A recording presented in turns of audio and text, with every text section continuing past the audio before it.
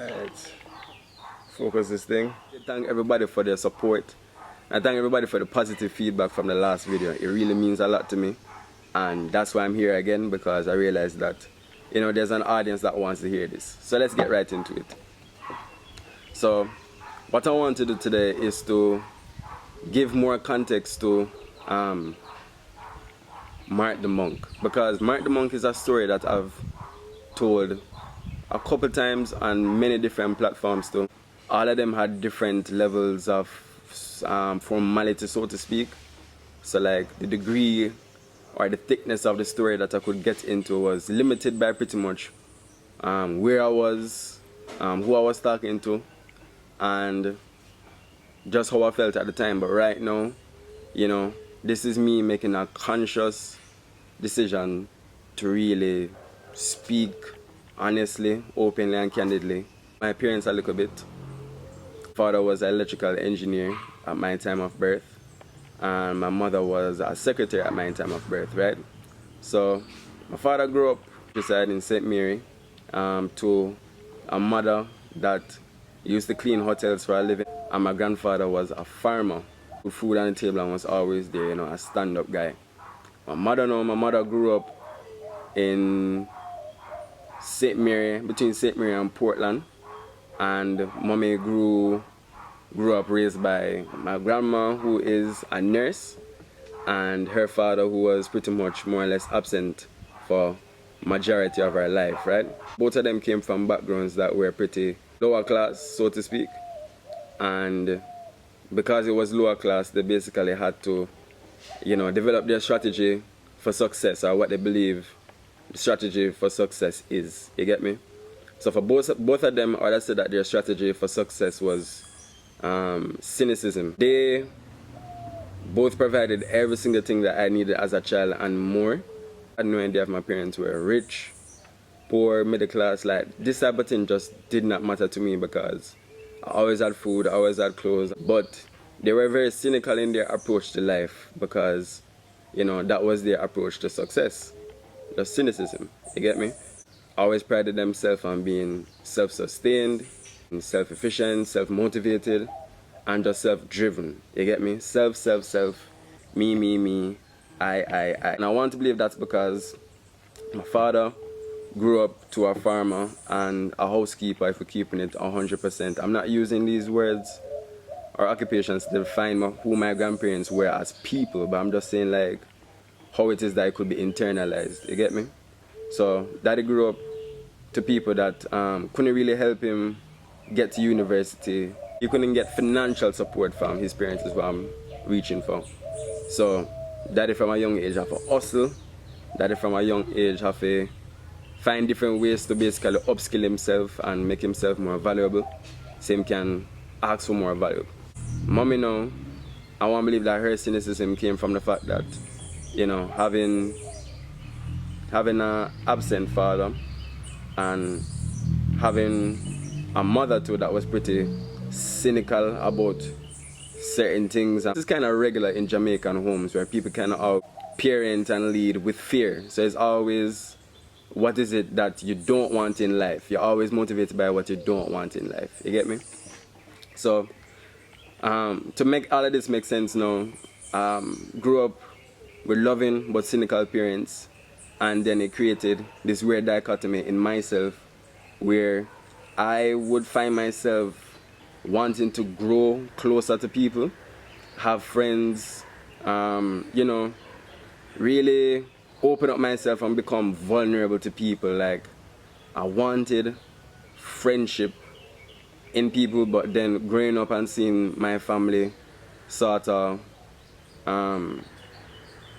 be cynical, and I don't really see my mother having much friends, like real friends, and not talking study partners. I don't see my father really having much friends and not talking co-workers that him can tolerate. You get me? So that whole idea of friendship and love to one another, like loving people that you don't necessarily automatically love in a sense, like a family. You know, learning how to love and learning how to be vulnerable, and learning how to think of myself as a part of something bigger and whole was something that really escaped me right up until probably university. You get me? Let's focus. University for me is my real formative year. I always felt like an outsider. I never felt included, right? University now, I reached on Milner Hall. That's cool. I ended up on North Block. So, on North Block, everybody have to go through our orientation process. Won't get into too much detail where that is concerned. But on North Block, everybody goes through a process where they come in as one person and they leave as another person. So, you know, if you're not black-eyed, you know. I want you to understand that up until this point, I've never really suffered any kind of embarrassment. I've never really felt that vulnerable in front of people. I was always the charming, distant, charismatic, funny, but yo, who is Mark anyways type person. Fast forward into orientation, I have a wig on my head and a bunch of women around me laughing at me. And then that's the first time I really caught myself thinking about, shit, I wonder how the other dog them feel. I wonder if the other dog them good. That was the first time I ever cared about somebody else. That was the first time I ever was stripped of all the power that I felt like I had in a given moment. And my concern was myself, but more so other people. You get me? So I really have to give so much gratitude for ended up going to Milner Hall and ended up going to North Block, because if I didn't go to Trinidad to study and if I didn't meet upon these people, who's to say that I would have become the person that I am today, which is a person that I'm really admiring, a person that I'm really love, if you get what I'm saying. Because before, I only loved myself because I only had myself. It didn't really feel like much of a choice. This is where it gets a little bit kind of triggering. We're going to get to the hard part. 2 weeks or so after orientation, in the month of September, I think it was September 16th, my mother passed away. Get into detail because that really helped the context of the story. But just know that I left Jamaica with a healthy mother, or seemingly healthy mother, with a couple issues, but it wasn't anything too serious. And went to Trinidad and my mother died. Like the first 3 weeks or so into school, in a completely new experience. I want to tell her about how is it that, you know, I'm finally becoming a little bit less selfish, like how you always tell me I'm selfish. Yo, man, I cook by myself and all them something there. Mommy died, right? Rest in peace to mommy. So how that changed me now is that this was the second time that I ever felt a serious degree of suffering. Because the wig on the head was really embarrassing, but mommy dying was just so damaging of an experience. I feel like somebody really stabbed me. I feel like somebody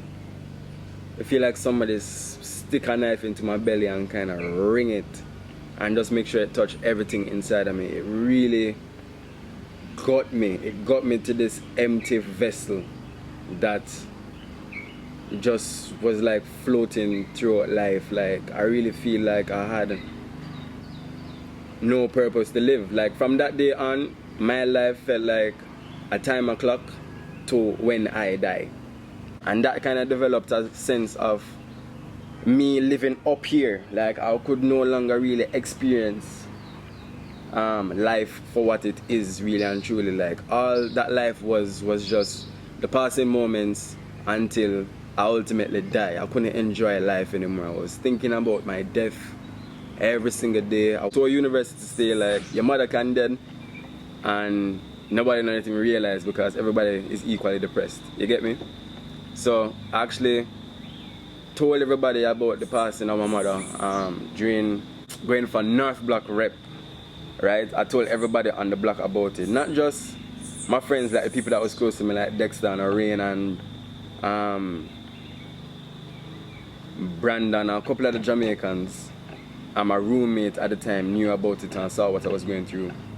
But this time was the most vulnerable moment of my life, where with fresh grief I went in front of a bunch of people and I said, yo, you know, North Block has been a home to me, because when my mother died I felt like I no longer had a home, and I felt like a swaying soul, and really and truly is in the walls of this block that I felt power, and I want to make sure that every single body that comes through these walls can have that same feeling of home and power. And if you nominate me as your block rep, I will do everything to make sure that everybody basically feels good and feels the same empowerment that I had.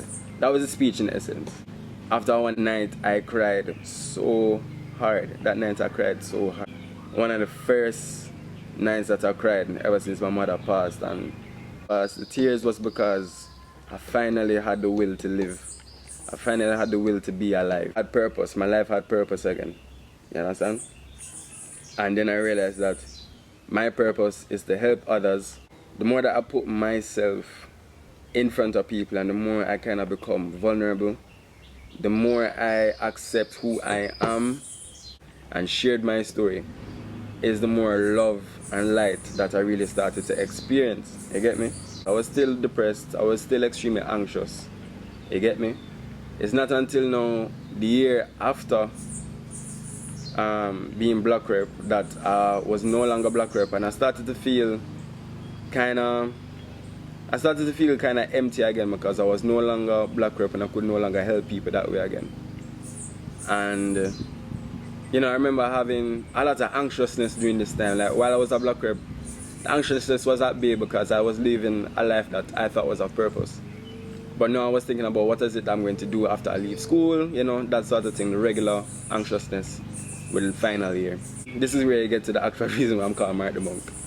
In the dream now, it's called to me and the voice sounded like every single voice that ever meant something to me in my life, present, alive or dead. I'm not entirely sure who was talking to me, but the voice told me to shave your head until your purpose is realized. And in that dream, from a bird's eye view angle, I could see my head coming out of water, and on my forehead was a circumpunct. A circumpunct is a circle with a dot in the middle. And I remember waking up kind of weirded out, like, what is that? You get me?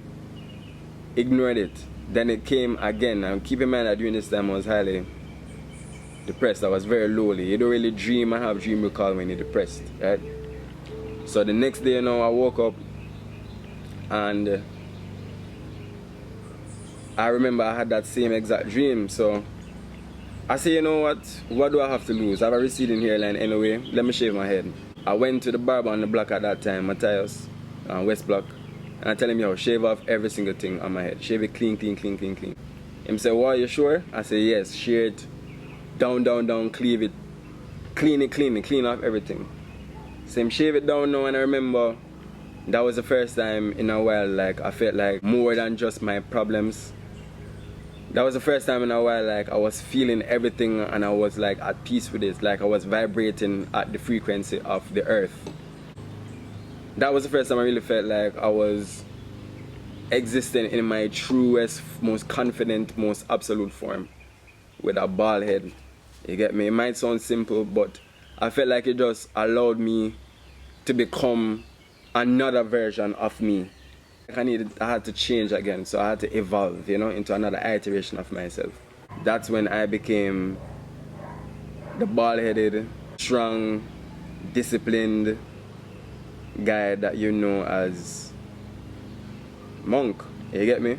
So actually how I got the brand name now, Mark the Monk, is that I was in a line in West Block in, I think, Dexter's room. A couple really brilliant people. Kylie told me, dog, I really like your bald head. See the brand that you have in front of your dog? Yes, because, going to do fitness and the business is called the Monk. But he's like, no dog, forget about the personal training business. You have a brand. You have a great story. And what do you think I should call myself? Like, does Monk can change the name of the business? And he was like, no man, call Monk Fit, and call yourself Mark the Monk. But I'm like, but I'm not a monk really, just call me a monk because I have a bald head. Man said, dog, if you call yourself Mark the Monk, you will become the monk. And the rest was history.